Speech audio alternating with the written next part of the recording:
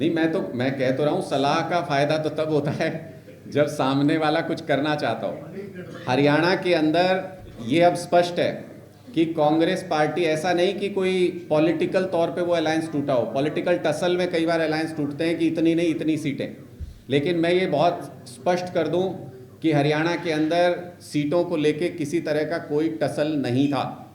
हरियाणा के अंदर Congress party alliance नहीं करना चाहती थी। भारतीय जनता पार्टी के इशारे पर हुड्डा साहब ने अलायंस नहीं होने दिया। इसमें किसी प्रकार की कोई दो राय नहीं है। 9 सीटें लोकसभा में हमें जब 1 सीट दे दी गई थी अलायंस में, तो 9 सीटें उसके हिसाब से हमारी बनती थी।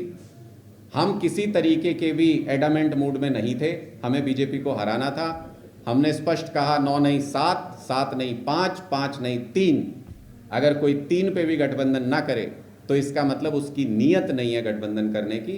उसे भारतीय जनता पार्टी की तरफ से इशारा है कि तुम गठबंधन मत होने देना, और हम लास्ट डेट जो होती है नॉमिनेशन वापस लेने की, उस तारीख तक केजरीवाल को जेल से बाहर नहीं आने देंगे।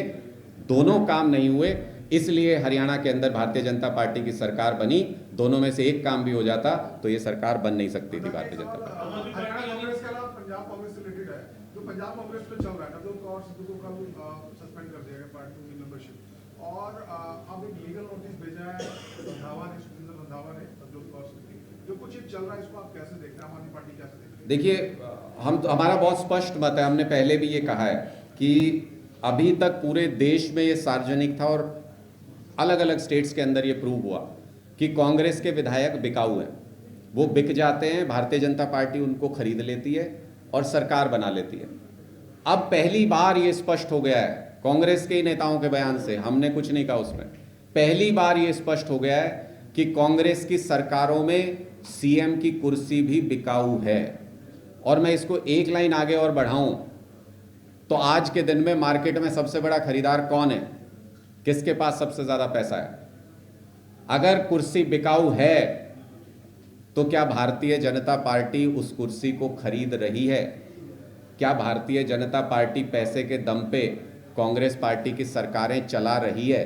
ये सवाल भी देश के लोगों के मन में इस वक्त खड़ा हो गया है, क्योंकि बीजेपी के पास पैसे की कमी नहीं है और बीजेपी पैसे के दम पर कांग्रेस के जिस नेता को चाहे उसको कुर्सी दिला सकती है। ये इस रीसेंट एपिसोड से बिल्कुल स्पष्ट हो गया है। कांग्रेस के अंदर आपस की सर फुटव्वल की वजह से पहले बहुत छीछा लेदर होती थी, अब सीधे तौर पे ये स्पष्ट हो गया है कि उस सर फुटव्वल में नतीजा जो आता है वो अटैची के दम पे आता है, और अटैची के दम पे ही कर्नाटक में भी इस वक्त इनके यहाँ उथल पुथल चल रही है। वहाँ भी ये तौला जा रहा है कि किसके पास बड़ी अटैची है, कौन मुख्यमंत्री कर्नाटक का होगा।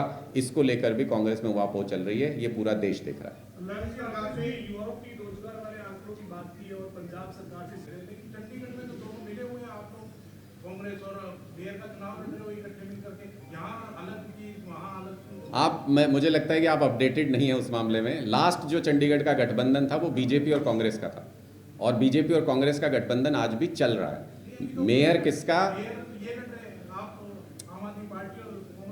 मैं कह तो रहा हूँ, वो चुनाव होने तो दो, जो हो चुका उस चुनाव की बता रहा हूँ। जो लास्ट जो मेयर बना वो किस पार्टी का था? बीजेपी का। डिप्टी मेयर किस पार्टी का बना? कांग्रेस पार्टी का। तो कांग्रेस और बीजेपी के गठबंधन से इस वक्त चंडीगढ़ की सरकार चल रही है। पहले उनसे पूछिए कि ये रिश्ता क्या कहलाता है, ये लिव इन रिलेशनशिप है, ये लिव इन रिलेशनशिप है या शादी का रिश्ता है? पहले बीजेपी और कांग्रेस से स्पष्ट कीजिए।